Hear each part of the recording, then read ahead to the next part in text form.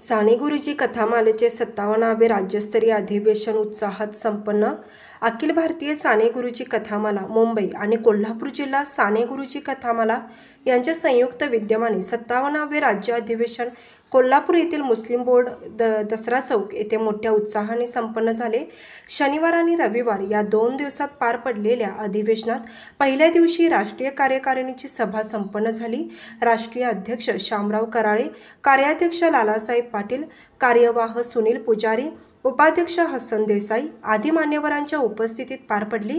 रविवारी उद्घाटन समारंभात राजश्री शाहू महाराज यांच्या समाधीस्थळापासून दसरा चौक मार्गावर शोभायात्रा आणि ग्रंथ दिंडीचे आयोजन करण्यात आले होते। या शोभायात्रेस पंत वालावलकर हायस्कूलचे झांज पथक आणि कोरगावकर हायस्कूलच्या लेझिम पथकाने उपस्थितांचे लक्ष वेधून घेतले। या शोभायात्रेत आंतरभारतीय शिक्षण मंडळाच्या कार्याध्यक्षा पल्लवी कोरगावकर, शाहू सलोका मंचचे वसंतराव मुळीक, संध्यावाणी भरत अलगोडर, नेहा काणकेकर, गणी आजरेकर, जगन्नाथ कांदळकर, बाबा नदाफ आदी मान्यवर उपस्थित होते। रविवारच्या सत्रात शिवाजी विद्यापीठाचे माजी कुलगुरू डॉक्टर माणिकराव साळुंखे यांचे बीजभाषण झाले। आपल्या बीजभाषणात त्यांनी समाजात पुन्हा बंधुभाव रुजवण्यासाठी साने गुरुजींचा खरा तो एकच धर्म प्रार्थनेचा अंगीकार करावयास हवा असे मत व्यक्त केले। यावेळी प्राध्यापक शामराव पाटील, गजानन कोटेवार यांनी मनोगत व्यक्त केले।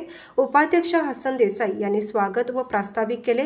दुपारच्या सत्रात शामराव कराळे यांच्या अध्यक्षतेखाली सत्र पार पडले। यावेळी कृष्णात गाजरे, मोहन सावंत, पांडुरंग कुलकर्णी, अशोक पाटोळे, सुनील पुजारी यांनी मनोगत व्यक्त करून राज्य कार्यकारिणी जाहीर करण्यात आली। पुढील 3 वर्षासाठी हसन देसाई यांची कथामालेचे राष्ट्रीय अध्यक्ष म्हणून निवड जाहीर करण्यात आली।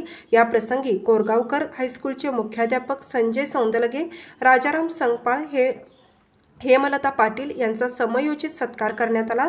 सरिता शिंदे यांनी गायलेल्या भैरवीने कार्यक्रमाची सांगता करण्यात आली।